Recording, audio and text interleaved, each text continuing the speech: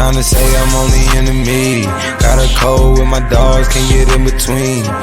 I can give them life, no more energy. Amen. Amen.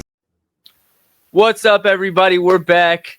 Yesterday was a great day. I hope all of you tailed. Not only did we hit ladder challenge day 1 using the no sweat token we got from the other video, but that 33% boost that DraftKings gave us, we smacked a 4-legger. So today, of course, we're going to try and run it back. The promos we got today is the $1 million jackpot for threes from FanDuel, which always one of the best promos of the week. So we're super excited about that. And then DraftKings has a very similar promo to the one they gave us yesterday with a 33% boost. This time it's 50. Instead of 33% boost, it's 150% boost. So we're definitely going to take advantage of that. And then on top of that, we got ladder challenge day 2. So we're going to get this thing going. But JJ, how are we feeling? I'm feeling like it's time to complete this ladder challenge once and for all. Let's do it.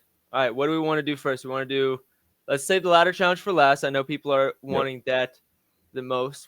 I know you guys can skip to that if you want. But we got the $1 million jackpot. We got the 50% boost. Which one do we want to do first? Let's do the boost. Let's get that out the way. All right, so we'll start with DraftKings then. And we're going to kind of do it the same style we did last one because it worked really well. We're going to target spread pick or game line picks. So spreads, totals, money lines. And yeah, we got a couple games already started today, but we're not going to get to those. Make sure you guys got time to get some in.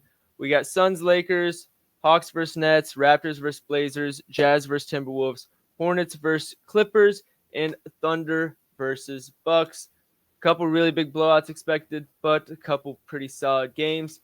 And I think we can start with the ones we want to knock out in terms of don't really want to think about it. And for me, that's the Hawks and Nets. I think these are two teams that they're not enigmas. Like, you know what you're getting from either of them, but on any given day, the Hawks can lose to the Charlotte Hornets and then beat the Boston Celtics the next day. The Nets are a tanking team where everybody seems to know they're tanking except the players that are actually on the floor for them. So I don't really want any part of that. I think the rest of them are fair game. Yesterday we knocked out like 3 or 4 off rip, but this one I feel like I have a good sense of what to expect for all of them. So that leaves us with 1, 2, 3, 4, 5. We only have to eliminate one of them because it has to be a 4-legger. What's your favorite? What's my favorite? I'm going to have to go OKC minus 5.5.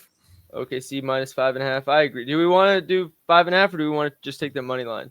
We only need plus 300 and it's going to be 4 legs. That's true. Let's go money line then. All right, money line.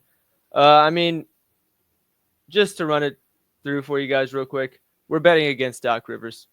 Doc Rivers is not the best coach. Let's be honest. He's not the best coach. And this is kind of a short spread for an OKC team, even though they don't have Jalen Williams. I mean, they're going to be slotting in Aaron Wiggins anyways. So he's been hooping. They should be able to take care of business. Next up, I'll take the next one. Yep. I like Blazers at home against the Raptors. I mean, I think the Raptors are they're full tank mode, like to levels that I don't think I've ever seen. They have rookies that they're trying to develop that they're not playing in second halves because they're playing too well. Yeah. I've never seen it. You look at the Raptors, their last 5 games, they've been playing pretty much tanking teams with the Wizards twice, Utah twice, and I forget who else was it. Some bums. Yeah. That's all you need to know. But then you look at Portland, and they've been playing some tough teams lately. They played, last 5 they played Boston, they played OKC, played Detroit, Golden State, New York, all like tough playoff teams right here. So, I mean, Portland's still decently. I mean, there should be tanking, but they're still a really good team, you know? Oh, yeah. I think Portland's kind of in the position where unless they get super lucky, they've kind of taken themselves out of the Cooper Flag sweepstakes. So as long as they stay in like decent lottery position just to get a good player in general, I think they're more focused on developing the guys that they have now. And they've been doing a very good job of that second half of the season. Yeah. This defense has been coming together. All right. Suns, Lakers, or the 2 blowout games? Which one do you want to talk about next? let's talk about one of the blowout games. Let's talk about the Clippers and the Hornets. All right, Clippers and Hornets. The Clippers have very interesting home away splits. They've been nails at home. They've been very poor on the road.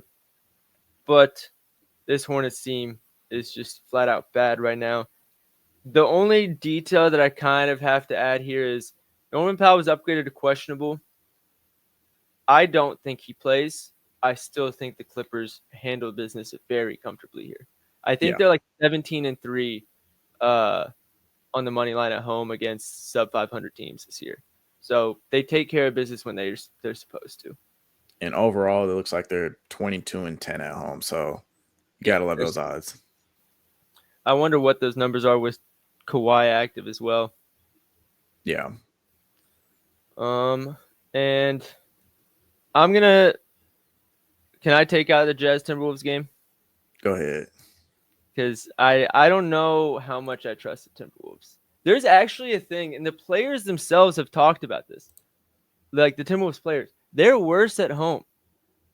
And Mike Conley tried to say to reporters, not like complaining, like he was asked a direct question about it.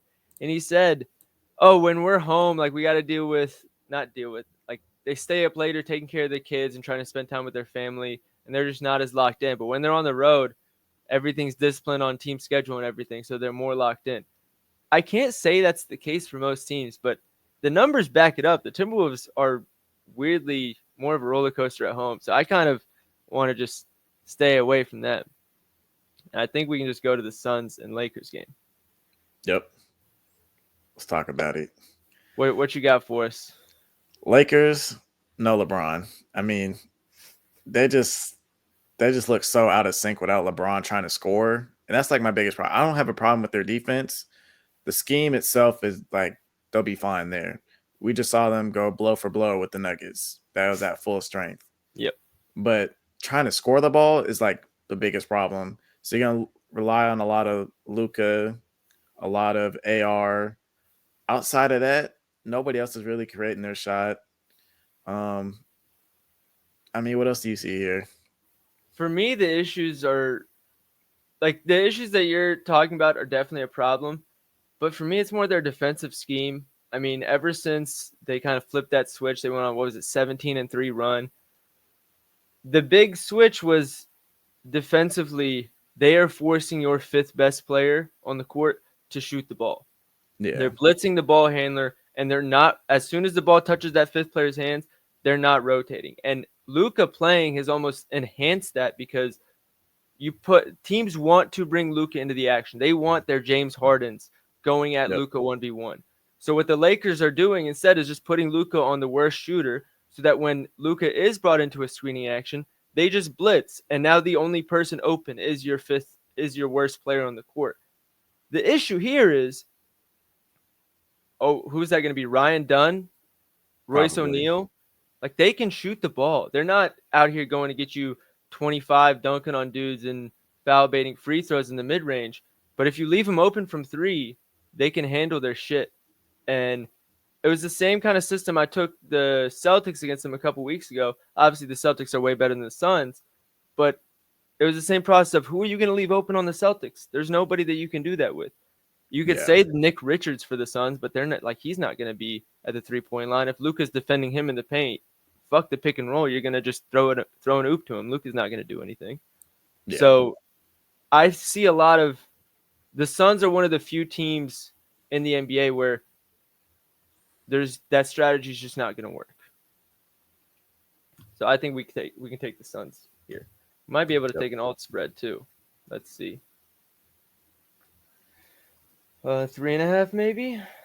Ooh, no. So we're gonna do Suns plus 2.5. We need plus 300 to activate the boost. So $20, 50% boost. You'll see the parlay there. And that's what we're going to have for the DraftKings boost. And then next up, we have the FanDuel $1 million jackpot. You get a 25% token to use on just any 3-point prop or a 2-leg parlay 3-point prop. If any of the players in your play leads the slate in 3-pointers made that day, you get a share of $1 million jackpot with whoever else picked them. So there's two ways you can do this. You can target your guys that you know are good for 4 or 5, and you're hoping they have a good day and go for 6 or 7. The pot's going to be much smaller. So you're looking at your LaMelos, Anthony Simon, Luca. If those guys lead the slate, I'd be willing to bet you get less than $100. But the last few weeks, I mean, we've seen George Niang, I think Dante DiVincenzo. Yep. Was it Max Struess last week? Like the people who bet on those are getting, I think one of them was a couple thousand, another one was 400.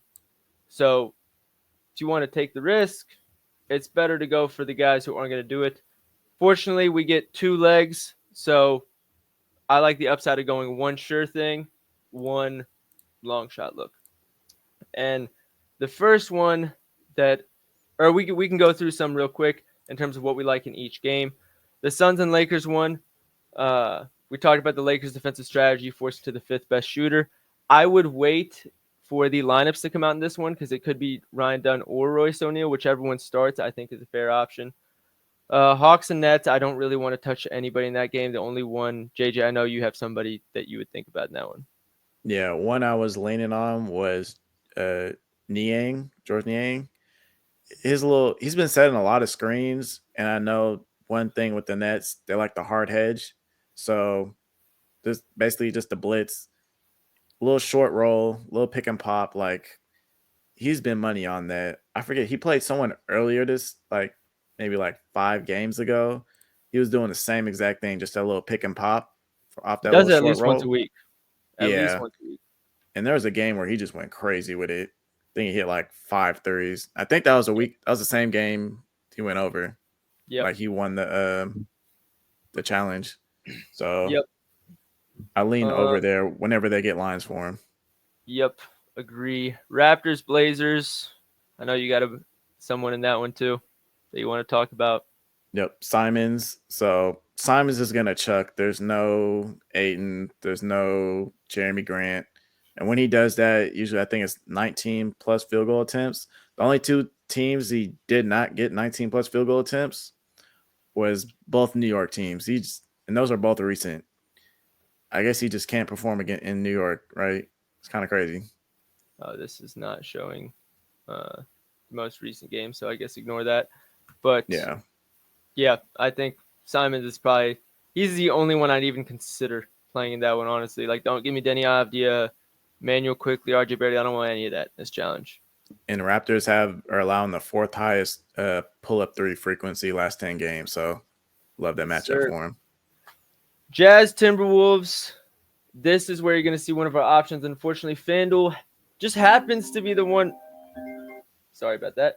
FanDuel just happens to be the one book. They gave him a line. Oh, finally.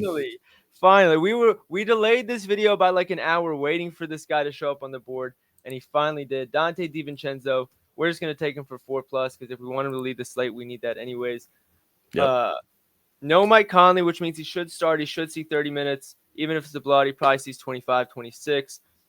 With Randall and Anthony Edwards both on the floor, he is their spacer. And against the Jazz love to give up some catch and shoot. Dante DiVincenzo should be in for some nice volume here. So Dante DiVincenzo, that is our first leg. I'm so glad they put him on the board for this video. That reaction you guys just saw, 100% genuine. Yeah, we've been waiting for this. God. All right, what else we got? Clippers and Hornets. If you think that what's his face, Norman Powell doesn't play, I don't think Norman Powell plays. James Harden is a very real option here. LaMelo is another very obvious option as well. Bogey, do you like Bogey in this game or not really? I don't even know if he has lines up. Oh, he does. 1.5 minus 200. Oh, yeah. His 3+ is plus 150. I can see it. Charlotte I can definitely see it. Charlotte allows a lot of jump shooting, so I think it makes a ton of sense. Bogdanovic, NBA shot dashboard. When you bet on Bogey, you don't take his straight lines. You just bet ladder. Ladders. Yeah. He's either going to make everything or miss everything. There's no in between this season. Would be nice if the NBA website would work. Oh, here we go. So on wide open threes, which Charlotte, I believe, allows the most in the NBA. Let me switch. Oh, is it not showing it here? Oh, 6+ feet wide open. He's shooting 32% from three the last 15 games.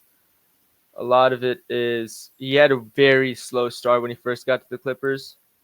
If we want to check on the season, what's his numbers? Oh, so it's 32 on the season. Maybe if I check last 10, which isn't great. But again, the volume should be there. Yeah. 47% in the last 10 games on wide open threes. So Bogey would probably be my favorite lotto look in this game. And then also LaMelo, just because, I mean, he's going for 10. If you catch him on an efficient night, he probably wins this thing. Do you like him more than our second choice? What do you think? I like our second choice a lot. All right, our second choice is in this last game of the night, Thunder and Bucks. It's going to look really bad if you look at the game logs, but just trust the vision. We're going with Damian Lillard. Because Lou Dort, I don't think he plays in this one. He got injured last game. It's the second leg of a back-to-back. They're on the road. And Lou Dort is really the reason that Lillard struggles so much in this matchup. So I think Lillard takes the opportunity to say, hey, give it to me. Let's run. Yeah. And then So he'll have 2 days of rest as well if he sits out today. So it makes a ton of sense. And their next game is Philly. He doesn't really need to play against Philly. And I think in this one, can it be any player or can it be anything, or does it have to be? Because I know there was a question a little while ago about using alt lines or not, whether it works for the boost. Either way, neither of these are alt lines. That was more of a question in case anybody wanted to take Bogey. I think if we didn't take Lillard, I think Bogey would be my next best bet. But, Yep, this is what we're going to run with for the boost. Let's see if I can zoom in. Nope. All right. And then lastly, the ladder challenge. Nope. So, for those who are new, you got to turn $20 into $4,500 in 7 days by tripling our money on plus 200 plays and only rolling over the profit. Since we hit day one, we're playing with house money the rest of the way. And even if we lose on day 3, 4, 5, we finish with profit. 2 legs today, plus 200. We're going to kick things off with that Thunder and Bucks matchup. And we're going to go with Chet to get 8 rebounds. The line moved a little bit since we first started talking about the video, but it is still playable. He will either be on the court with Hartenstein defending Giannis, which means his feet will always be in the paint, or they'll put Hartenstein on the bench or even on Giannis, and he'll be guarding Brook Lopez, who does not even think about contesting the offensive glass, and he'll just get a bunch of uncontested rebounds. He sat the first leg of the back-to-back, which means his legs are fresher than anybody's. When he gets 25 more minutes, he's been money with this line. If he sees 30 minutes and this game stays close, he's had a double-double in every game except one. So 10 rebounds 8 rebounds should be light work here, and I really like it. The next leg, we're going to this Hawks game, and we're going with Dyson Daniels, 10-plus rebounds plus assists. That line is still there, wonderful. JJ talked a little bit about how they kind of blitz the pick and roll and play at the level, which means the rest of the guys are playing 4v3. What the Hawks have done a lot, especially since Jalen Johnson went down, is they use Dyson Daniels as well as George Niang, and for the sole purpose of having Dyson Daniels play as a facilitator out of the 4v3, catch the ball, turn, and he decides where to go with it. On top of that, this guy just plays so many minutes. He can go get you 4 rebounds is pretty much solidified in there. He can go get you 8 rebounds. We're expecting 6 rebounds. I think he can go get you 10 RA in either department here. I love it. Anything else to add, JJ?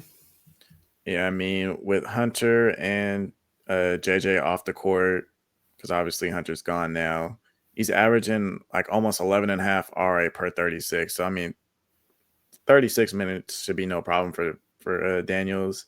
Coming off that short roll, he loves the drive. So when you get to like the top of the key, like free throw line area, he'll be looking to pass or score. I think there'll be a lot of passing opportunities to like maybe hit the corners as well if you don't hit like the pick and pop for like a Niang or something like that. Yeah, because I mean, we talked about the short roll in our video last week, and or the how the Nets blitz the pick and roll, and I went back and watched some of the film and looked at some of the stats because when you look at the stats, you'd be surprised. The guards don't have as many assists as you would think for a team that blitz or for a defense that blitzes that consistently.